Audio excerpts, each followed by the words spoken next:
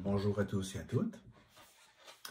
La thématique que j'ai choisi d'aborder pour cette conférence a pour objet les expériences de mort imminente et les parallèles qu'il est possible d'établir avec les enseignements de la théosophie.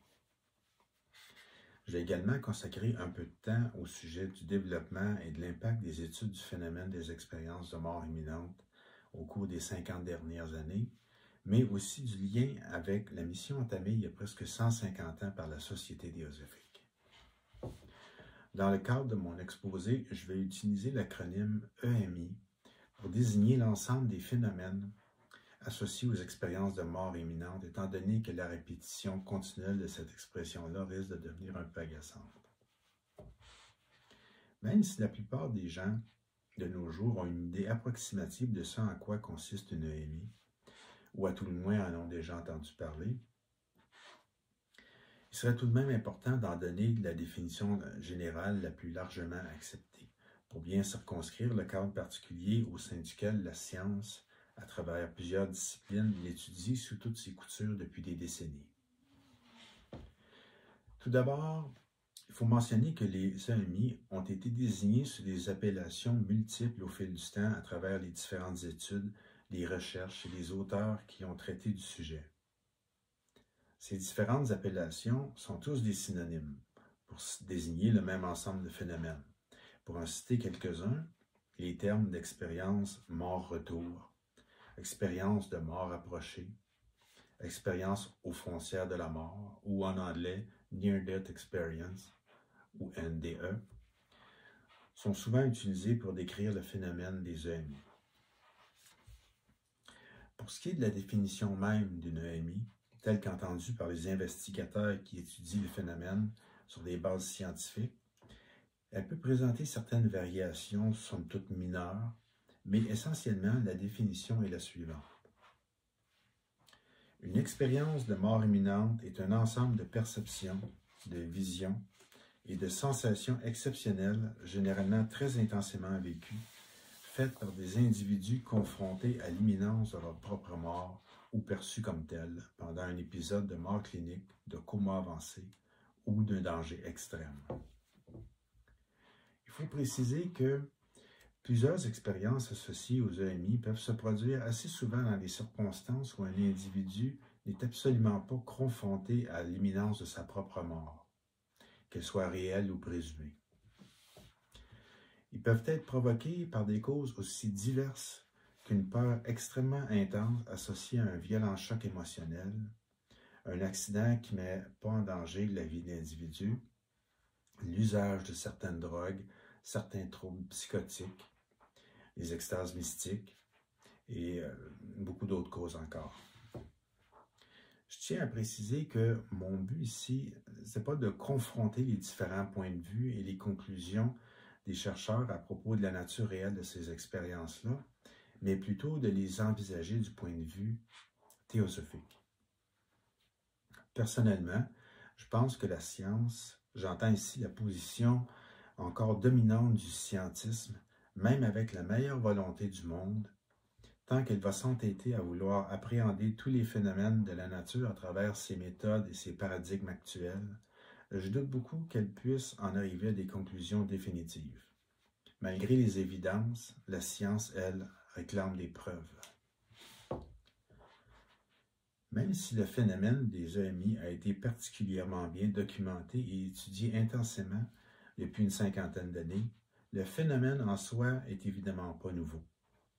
Il a toujours existé, on retrouve des récits qui se rapportent à ces expériences-là depuis l'Antiquité.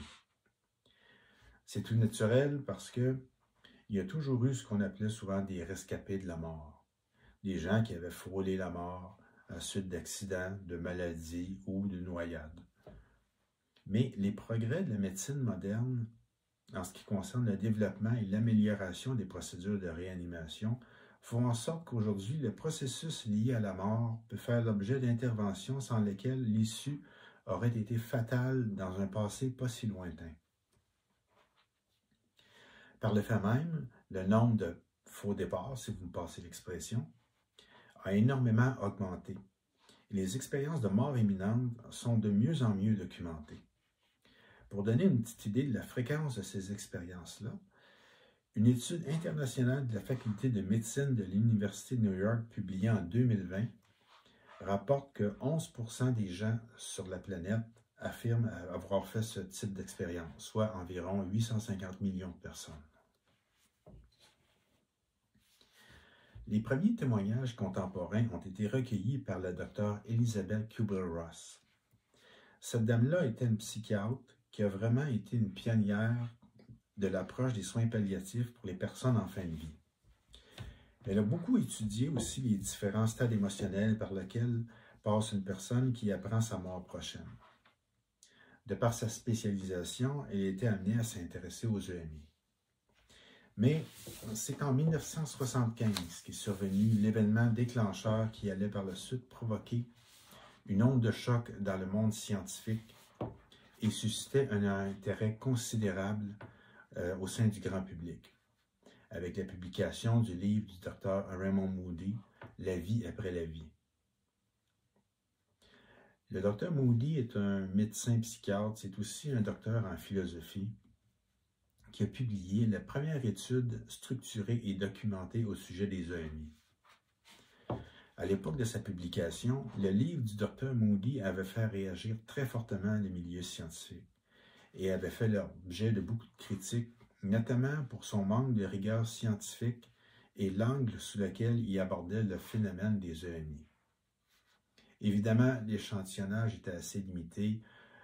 On parlait d'environ 150 témoignages. À ce propos-là, le Dr. Moody avait bien mentionné qu'il n'avait absolument pas la prétention de présenter son ouvrage comme étant une étude scientifique. Mais le coup d'envoi était donné et le débat était lancé. Depuis son premier livre, Moody a étudié des milliers de cas. Le plus important pourtant, c'est qu'à sa suite, des dizaines, des centaines de scientifiques, des médecins, des psychologues, neuroscientifiques, des physiciens, des biologistes et j'en passe, se sont penchés sur l'étude des EMI. Mais ce ne sont plus des milliers, mais des centaines de milliers de témoignages qui forment la base de phénomènes documentés, étudiés aujourd'hui par une communauté de scientifiques sérieux et curieux qui sont davantage portés sur la physique quantique que sur le mysticisme ou la parapsychologie. Maintenant, pour en venir au cœur du sujet et examiner les phénomènes associés aux EMI à la lumière des enseignements de la théosophie, il faut examiner le modèle général des manifestations qui peuvent se produire quand quelqu'un vit ce genre d'expérience. J'emploie les mots « peuvent se produire » parce que le modèle en question, c'est un scénario type et les EMI qui associent tous les éléments qui sont mentionnés sont plutôt rares. En plus, pour chacun de ces éléments-là, on observe des variations individuelles et certains se retrouvent parfois dans un ordre inversé. Plutôt que d'énumérer les éléments séparément les uns après les autres comme si je lisais une liste d'épicerie, je vais plutôt vous lire la reconstitution du modèle théoriquement idéal qu'en a fait le Dr. Moody dans son premier livre. Ça va comme suit. Voici donc un homme qui meurt. Étant dit qu'il atteint le paroxysme de la détresse physique, il entend le médecin constater son décès. Il commence alors à percevoir un bruit désagréable, comme un fort timbre de sonnerie ou un bourdonnement. Et au même moment, il se sent emporté avec une grande rapidité à travers un obscur et long tunnel. Après quoi, il se retrouve soudain hors de son corps physique, sans toutefois quitter son environnement physique immédiat. Il aperçoit son propre corps à distance, comme en spectateur. Il observe de ce point de vue privilégié les tentatives de réanimation dont son corps fait l'objet. Il se trouve dans un état de forte tension émotionnelle. Au bout de quelques instants, il se reprend et s'accoutume peu à peu à l'étrangeté de sa nouvelle condition. Il s'aperçoit qu'il continue à posséder un corps. Mais ce corps est d'une nature très particulière et jouit de facultés très différentes de celles dont faisait preuve la dépouille qu'il vient d'abandonner. Bientôt, d'autres événements se produisent. D'autres êtres s'avancent à sa rencontre, paraissent vouloir lui venir en aide. Il entrevoit les esprits de parents et d'amis décédés avant lui. et soudain une entité spirituelle d'une espèce inconnue, un esprit de chaude tendresse, tout vibrant d'amour, un être de lumière se montre à lui.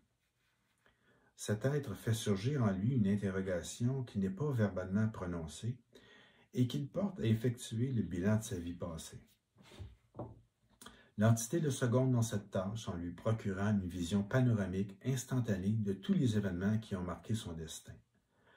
Le moment vient ensuite où le défunt semble rencontrer devant lui une sorte de barrière ou de frontière, symbolisant apparemment l'ultime limite entre la vie terrestre et la vie à venir. Mais il constate alors qu'il lui faut revenir en arrière, que le temps de mourir n'est pas encore venu pour lui. À cet instant, il résiste, car il est désormais subjugué par le flux des événements de l'après-vie et ne souhaite pas ce retour. Il est envahi d'intenses sentiments de joie, d'amour et de paix, en dépit de quoi il se retrouve uni à son corps physique. Il renaît à la vie. Par la suite, lorsqu'il tente d'expliquer à son entourage ce qu'il a éprouvé entre-temps, il se heurte à différents obstacles. En premier lieu, il ne parvient pas à trouver des paroles humaines capables de décrire de façon adéquate cet épisode supraterrestre. De plus, il voit bien que ceux qui l'écoutent ne le prennent pas au sérieux, si bien qu'il renonce à se confier à d'autres. Pourtant, cette expérience marque profondément sa vie et bouleverse notamment toutes les idées qu'il s'était faites jusque-là à propos de la mort et de ses rapports avec la vie. Bon, maintenant, je vais tenter de décortiquer la description de ce modèle-là, ou plutôt, je vais en extraire un à un les éléments ou les segments significatifs et établir des concordances en tentant de les expliquer selon l'enseignement théosophique qui nous a été transmis à propos de l'instant de la mort. Dans le modèle théorique qui a été présenté, il s'agit d'un scénario type de mort clinique où le personnel médical a constaté le décès d'un patient et au terme duquel on a pu rétablir ses fonctions vitales par des procédures de réanimation. Ça vaut la peine ici de se questionner sur la définition même de la mort.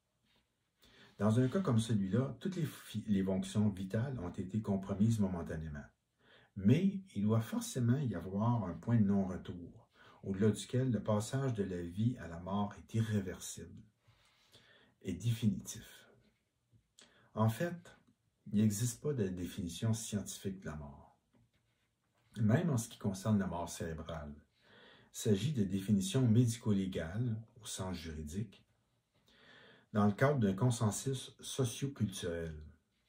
La mort cardio-respiratoire, diagnostiquée par un médecin isolé, a été supplantée par la mort cérébrale, diagnostiquée dans un cadre hospitalier avec l'aide d'équipements techniques. Mais le problème n'est pas résolu pour autant. Les critères de la mort cérébrale peuvent encore évoluer. Il est intéressant de constater que Mme Blavatsky et ses instructeurs ont mentionné à plusieurs reprises que le cerveau était le dernier organe à mourir. Un de ses instructeurs disait « L'homme peut paraître mort, cependant, depuis la dernière pulsation, depuis le dernier battement de cœur et jusqu'au moment où la dernière étincelle de chaleur animale quitte le corps, le cerveau pense, et l'ego revit dans ces quelques brèves secondes toute sa vie entière. » Les derniers mots concernent la revue panoramique de la vie dont il a été question dans le modèle de Noémie par le Dr Moody. Ça peut se reproduire à différents stades de l'expérience, mais on va y revenir plus tard. Pour continuer brièvement sur le sujet du moment qui marque le point de non-retour concernant la mort, H.P. Blavatsky aborde le sujet dans un de ses ouvrages « Isis dévoilée ». Elle fait souvent référence à un lien qui unit le complexe âme-esprit au corps, et elle dit que tant que ce lien-là n'est pas rompu, la réanimation est possible. Elle mentionne que dans l'état de décorporation, comme ça se produit souvent dans une EMI, les clairvoyants de toutes les époques ont décrit ce lien comme un cordon magnétique ou fluidique. Il y a d'ailleurs plusieurs ouvrages où ce cordon-là et ses propriétés sont décrits avec beaucoup de détails, et ces observations-là ne se limitent pas à un individu au cas où un individu frôle la mort. Jeffrey Hudson, qui était théosophe et qui a fait plusieurs études à l'aide de ses facultés de clairvoyance dans des domaines variés, a décrit la forme astrale d'un mourant, qu'il appelle le double, comme flottant juste au-dessus de son corps et relié à lui par un flux de force fluidique qui brille d'une lumière argentée. Il a déclaré, je cite, « Quand on voit le cordon d'argent se rompre, l'homme lui-même qui est dans le double se lève comme s'il était libéré d'une attraction gravitationnelle et les signes de la mort apparaissent dans le corps. » Mais même en supposant que le moment précis de cette rupture-là est l'instant déterminant à partir duquel il n'y a plus de retour en arrière possible, Mme Blavatsky précisait que la mort n'est jamais soudaine, que c'est un processus qui s'accomplit de façon graduelle et que rien dans la nature ne s'opère par transition violente. On parle ici d'une mort naturelle, évidemment. Le prochain segment du modèle d'EMI du Dr Moody, qui a lieu après le constat du décès, concerne d'abord l'audition d'un bruit désagréable, décrit comme un bourdonnement ou un sifflement, parfois comme un claquement, et c'est suivi d'une sensation de déplacement rapide à l'intérieur d'un tunnel long et obscur. Je vais passer rapidement là-dessus puisque je n'ai pas pu trouver de parallèle ou de concordance avec les enseignements de la théosophie. Mais ces deux phénomènes-là, le bruit et le déplacement rapide dans un tunnel, pourraient bien être liés à celui de la décorporation qui survient juste après, ou à tout le moins le passage à un autre plan de conscience. Le phénomène n'est d'ailleurs pas exclusif aux EMI et il a souvent été relaté par des individus qui ont vécu des expériences hors du corps de façon tout à fait spontanée, sans cause apparente. Dans le prochain phénomène qui survient, suite à la sensation de déplacement dans un tunnel obscur, c'est la décorporation, c'est-à-dire la sortie hors du corps. Et parmi ceux qui gardent le souvenir de cette expérience-là, certains vont se rappeler le moment même où ils ont quitté leur corps, alors que d'autres vont en prendre conscience seulement une fois qu'ils en sont séparés. Les sujets ont souvent la sensation de flotter ou de s'élever dans les airs, mais demeurent généralement à proximité de leur corps, si bien qu'ils sont en mesure de l'apercevoir et de reconnaître que c'est bien leur corps qu'ils contemplent. Dans le cas des morts cliniques, ils seront les témoins des tentatives de réanimation faites par le personnel médical et donc vont pouvoir par la suite en raconter tous les détails une fois qu'ils seront revenus à la vie. Même chose dans les cas d'accident, où par exemple ils pourront raconter plus tard toute la scène, les secours, la réanimation, etc. Mais encore une fois, du point de vue d'un spectateur qui observe la scène de l'extérieur. La quasi-totalité des témoignages font état du fait que la conscience en état de décorporation est circonscrite par une autre forme, souvent décrite comme assez semblable au corps physique, mais plus légère, éthérée, diaphane et douée de qualités et de facultés différentes. Par exemple, les sujets feront souvent mention d'une distorsion du temps, dans le sens qu'il paraît s'écouler d'une manière différente ou parfois paraît même suspendu. D'autres vont faire mention d'une perception visuelle dans toutes les directions simultanément, ou encore de pouvoir passer au travers de matières solides sans rencontrer la moindre résistance. Le parallèle avec l'enseignement théosophique apparaît ici plus qu'évident. Il s'agirait ici du corps astral, peut-être bien revêtu du double éthérique, puisque pendant la vie, le corps physique fonctionne de concert avec le double éthérique. Les deux formant une unité qui est généralement indivisible, mais qui vont se séparer définitivement au moment de la mort. De tous les phénomènes associés aux EMI, la sortie du corps est certainement le phénomène qui embarrasse le plus certains scientifiques. S'il y a beaucoup de scientifiques sérieux et objectifs dans leur démarche qui étaient d'abord sceptiques par rapport à la possibilité que la conscience puisse exister en dehors de l'enveloppe corporelle, mais qui ont fini par conclure que ces expériences-là devaient être réelles, d'autres se montrent plus que sceptiques. Pour eux, l'affaire est déjà entendue. Une telle chose est impossible et ne peut donc pas être envisagée. Pourtant, Même en faisant abstraction des expériences spécifiques liées aux EMI, le phénomène de la sortie hors du corps, qu'on nomme dédoublement, projection astrale ou autrement, c'est un phénomène tellement documenté et qui a fait l'objet de tant de recherches depuis si longtemps qu'on a du mal à concevoir qu'on puisse si souvent et si facilement l'écarter du revers de la main. Ensuite, un autre élément qui est mentionné suite à l'étape de la décorporation, c'est l'apparition d'autres êtres humains, que l'individu va souvent décrire comme des esprits de parents ou d'amis qui sont décédés avant lui et qui paraissent être là pour l'accueillir. Ou parfois ce semble être des personnes inconnues de lui, qui peuvent être immobiles et silencieux au contraire, et qui semblent vouloir lui venir en aide.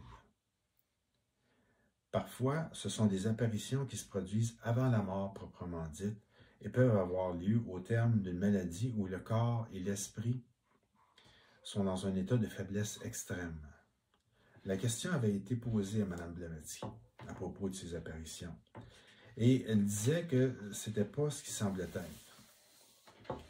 Ce ne serait pas, selon elle, des individus qui viennent à la rencontre du mourant dans leur forme astrale, mais plutôt une forme de projection psychique, ou plutôt des images issues de contenus psychiques, sans donner beaucoup plus de détails.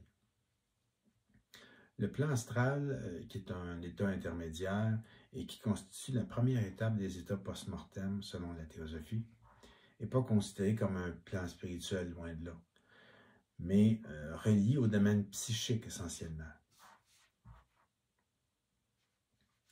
Les deux prochains éléments décrits par le Dr Moody dans son modèle sont la rencontre avec ce qu'il appelle l'être de lumière et la vision panoramique de la vie qui vient de s'écouler. Il faut les examiner ensemble parce qu'ils sont absolument liés. Pour faire une brève description de ce stade de l'expérience d'après les témoignages qui sont recueillis, il faut d'abord mentionner que l'expérience elle-même est décrite comme d'une très très grande intensité. Donc, l'individu entre en contact avec une lumière très brillante, en fait si brillante qu'elle est souvent décrite comme étant supraterrestre. Et absolument tous ceux qui ont vécu cette expérience-là sont unanimes pour affirmer qu'il s'agit d'un être. La présence de cet être-là est accompagnée d'un sentiment d'amour très intense, d'une grande bienveillance et d'une grande tendresse. Le sujet a au même moment une vision panoramique de sa vie entière, jusque dans ses moindres détails. Et cette revue de la vie semble cependant se dérouler très rapidement.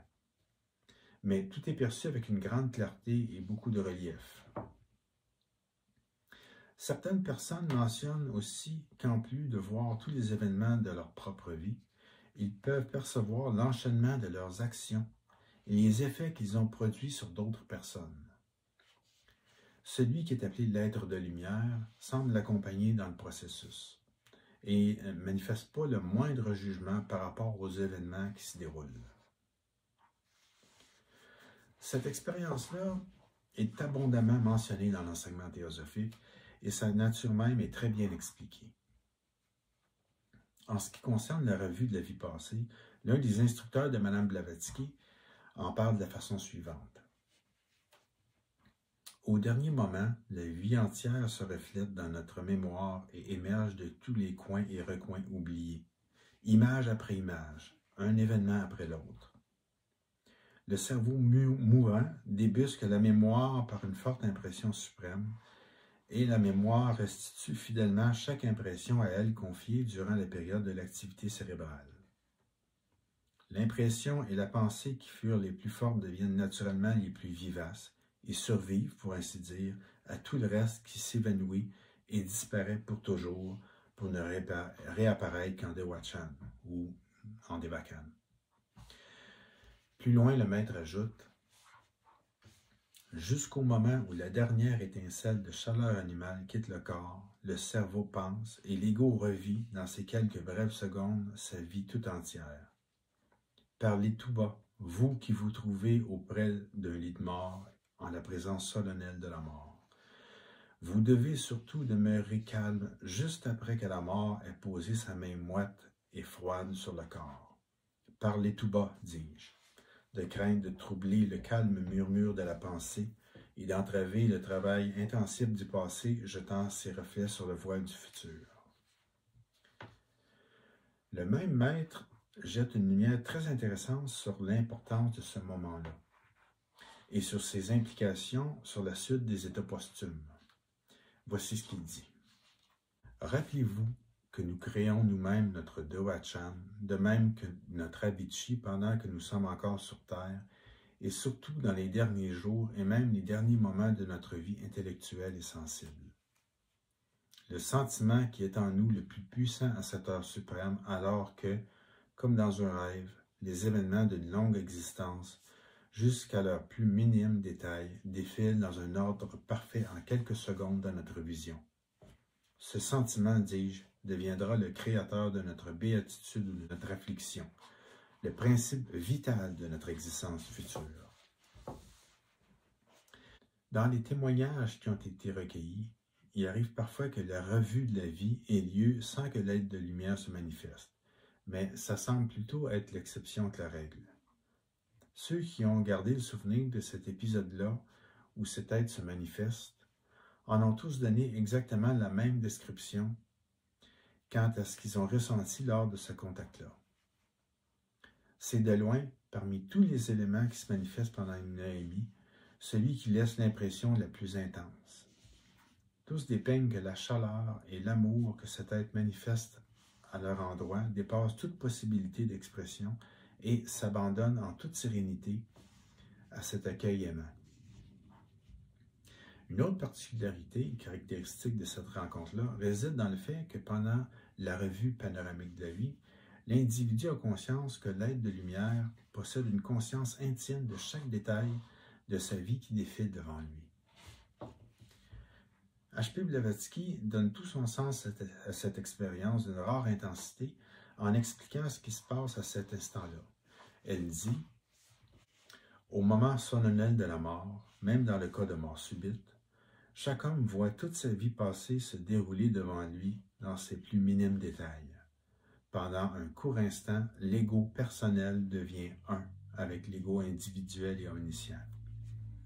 Mais cet instant suffit pour lui montrer tout l'enchaînement des causes qui ont opéré sa vie durant.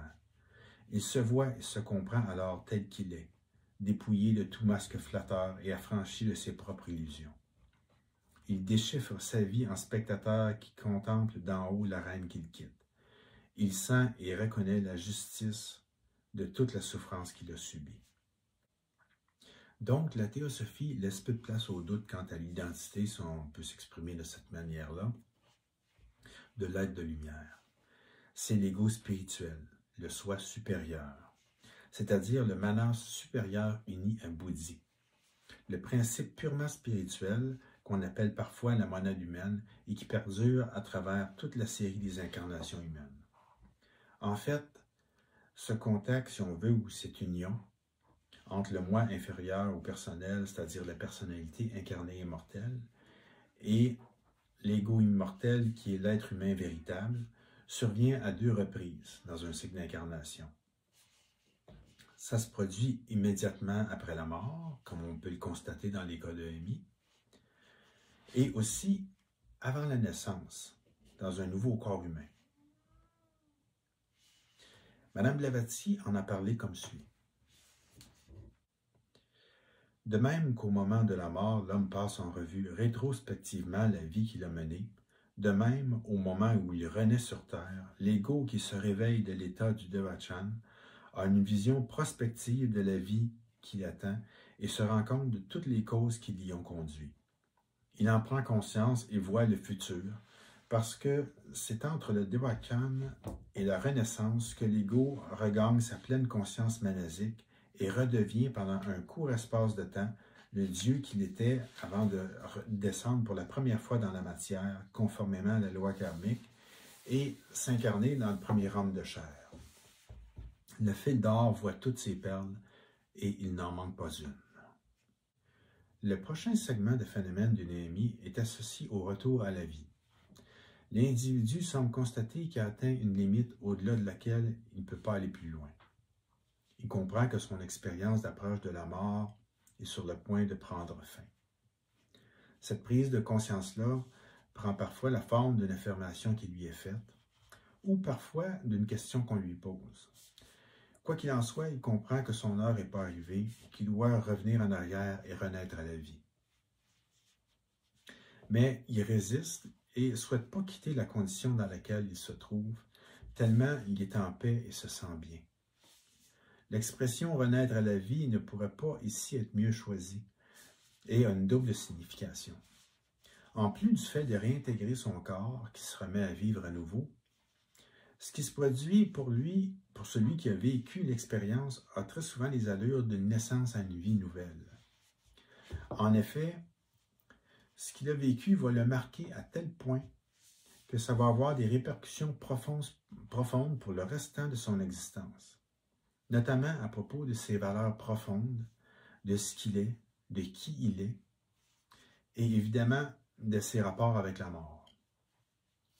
L'impression aussi d'avoir brusquement mûri, de ne plus s'identifier avec son corps, parfois également une réflexion profonde à propos des grands problèmes de la vie. Mais plus que tout, c'est l'importance de l'amour, de l'empathie qui va prendre une place prédominante dans sa vie. Il faut mentionner aussi que ces transformations psychologiques-là ne se produisent pas du jour au lendemain. Et c'est plutôt un processus d'intégration qui se déroule sur plusieurs années. On peut facilement imaginer que la rencontre intime ou la fusion avec l'ego spirituel, qui normalement ne doit pas se produire dans le courant de la vie, puisse engendrer des répercussions semblables. Et aussi, il est difficile de ne pas faire de lien avec les expériences mystiques.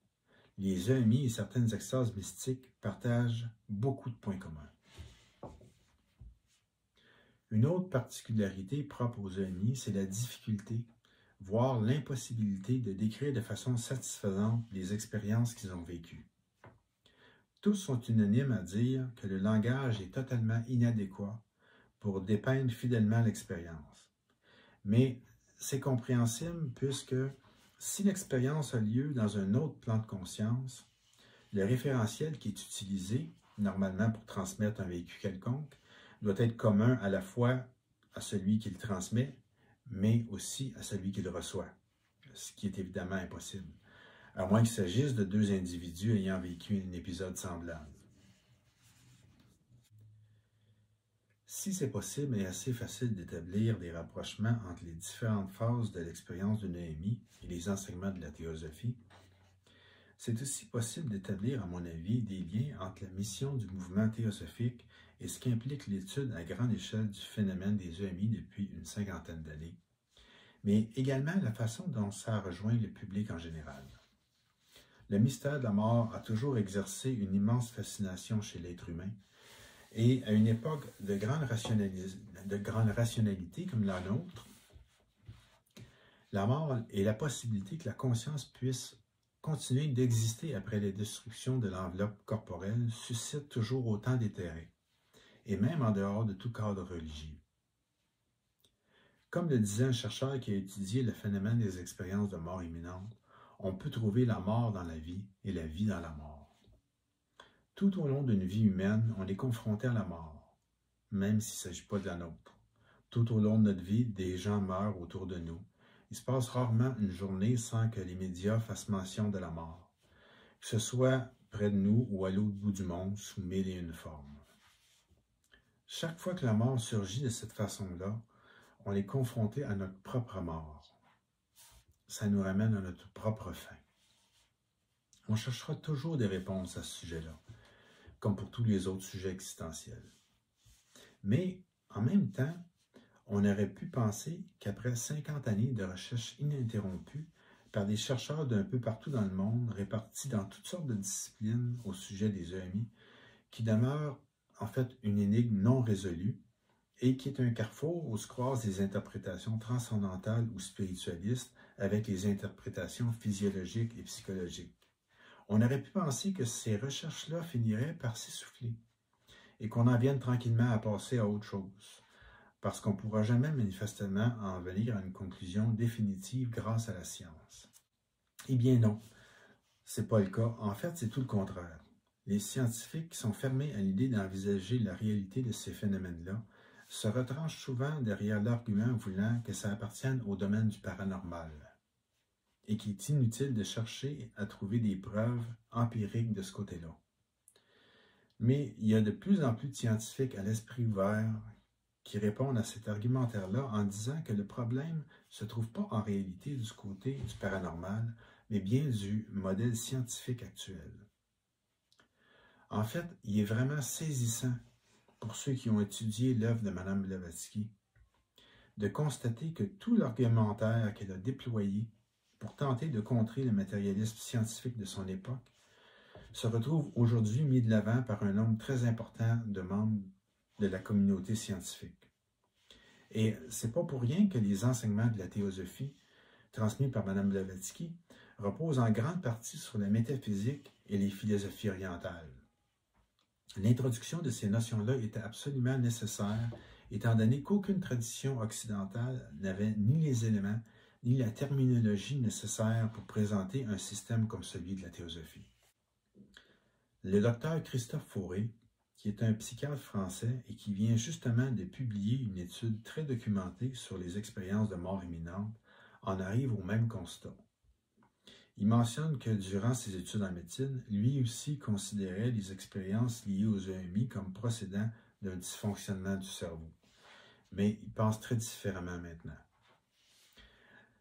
Le docteur Fauré dit dans son livre « Si tout cela est fondé, les implications en sont déroutantes, presque dérangeantes. Car dans notre monde occidental, nous ne disposons d'aucun repère culturel pour intégrer le sens de cette notion. Seules les traditions asiatiques disposent de telles références. »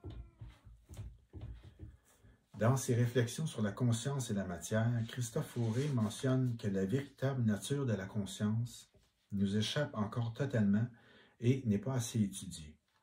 Il rejoint les conclusions d'autres chercheurs qui affirment que la conscience n'est pas liée au cerveau ou à la matière, qu'elle n'est pas localisable, contrairement aux émotions ou aux pensées qui pourraient parfois être associées à certaines régions spécifiques du cerveau. Tout ça va évidemment dans le même esprit que les enseignements théosophiques. Et il n'y a pas de doute qu'ils ont contribué à cette idée d'élargir le concept de la conscience pour l'intégrer à une nouvelle version moins matérialiste de la science, ce qui ouvrirait des avenues prometteuses quant à la connaissance que l'être humain a de lui-même et de l'univers qui l'entoure. Ces réflexions-là sur la conscience ont évidemment pas pris naissance uniquement grâce aux études des EMI des 50 dernières années. On n'a qu'à penser au psychiatre Carl Jung et ses travaux sur la psyché humaine et le domaine de l'inconscient collectif. Carl Jung, qui en passant connaissait très bien la théosophie de Mme Blavatsky. Mais l'ampleur de l'intérêt manifesté par la science pour les expériences de mort imminente depuis un demi-siècle a sûrement agi comme un catalyseur, qui a précipité une réflexion et des remises en question à propos des concepts étroits du modèle scientifique actuel. Les EMI sont tout un phénomène en soi. D'abord, de par la nature même de l'expérience et par son universalité. Ensuite, par l'immense intérêt que le phénomène a suscité à la fois dans le domaine scientifique, mais aussi au sein du public. C'est pas vraiment surprenant après tout, parce qu'on touche ici à un des plus grands mystères et au sens de la vie elle-même. Il n'est pas impossible, après tout, que ce soit pas un hasard si tout ça a commencé véritablement en 1975. On se souvient que l'enseignement théosophique transmis par Mme Blavatsky avait fait réagir très fortement les scientifiques de l'époque, d'une part, et les grands courants religieux monothéistes, d'autre part. Et c'est très exactement ce qui s'est passé avec les publications de Raymond Moody et de ses successeurs. On pourrait facilement trouver d'autres parallèles, mais c'est pas ça qui est important ici.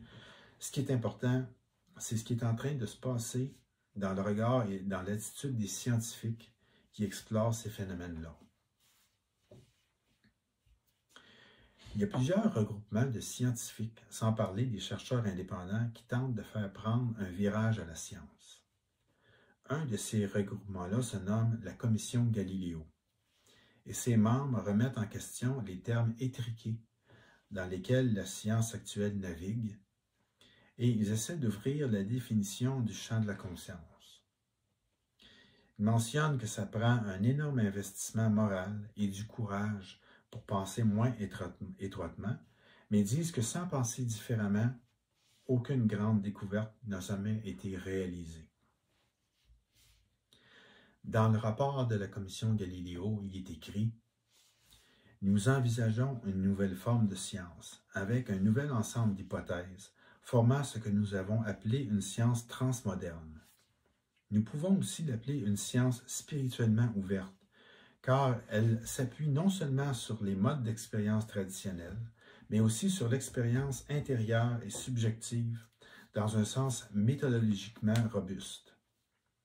Elle soutiendrait la plupart des formes de pratiques scientifiques actuelles et encouragerait d'autres formes qui ne font actuellement pas partie du bagage des moyens scientifiques d'investigation ou ne sont que marginalement acceptées, souvent face à la résistance explicite des institutions scientifiques dominantes. Pour conclure, j'aimerais revenir plus spécifiquement sur l'expérience de mort imminente et tout particulièrement sur son aspect le plus intense et celui qui a les répercussions les plus profondes sur ceux qui l'ont vécu, qui est la rencontre avec l'être de lumière, c'est-à-dire, du point de vue théosophique, la réunion momentanée du mourant avec l'ego spirituel et divin, dont la personnalité terrestre n'est qu'une émanation pendant la vie sur notre plan matériel. Il existe une remarquable unanimité quant à l'essentiel de l'enseignement qu'il y a à retenir de cette phase-là, vécue à la frontière de la mort. L'immense majorité des témoignages mettent beaucoup d'emphase sur l'importance pendant la vie de l'amour. L'amour du prochain, un amour d'une qualité unique et profonde. Beaucoup rapportent aussi, même si ça ne se manifestait pas nécessairement dans la vie jusque-là, l'importance de la connaissance, de la recherche de la connaissance et souvent dans le sens d'une quête de sens. Certains individus même, bien qu'en nombre restreint, ont rapporté qu'à la suite de l'expérience, ils avaient remarqué que certaines facultés intuitives s'étaient brusquement développées. Le fait, par exemple, de percevoir ce que ressentent les autres, et même de déchiffrer dans certains cas leurs pensées. Et tout ça, ce changement dans l'éthique de leur vie, l'importance de l'amour, l'accroissement de l'empathie, une plus grande sérénité, etc. Tout se passe comme si l'individu qui avait été en contact intime avec son soi profond, on avait été à ce point imprégné qu'un fragment de cette grande conscience-là l'avait pénétré et l'accompagnait désormais. Il y avait un témoignage où un homme qui avait ressenti cet amour-là, vibrant et enveloppant de la part de son soi spirituel, avait perçu venant de lui comme une interrogation, qui n'était pas verbalement prononcée, mais qui lui demandait, avant de revenir à la vie, s'il se sentait capable d'aimer les autres avec la même intensité. Et c'est là-dessus que se rejoignent le Dr Fauré, Raymond Moody, Kenneth Ring, et des dizaines d'autres chercheurs dans leurs travaux en appelant à une éthique de vie empreinte d'amour et de sagesse, où finirait par disparaître la division entre moi et les autres. Et ça constitue l'essence même de la théosophie. Merci de votre écoute.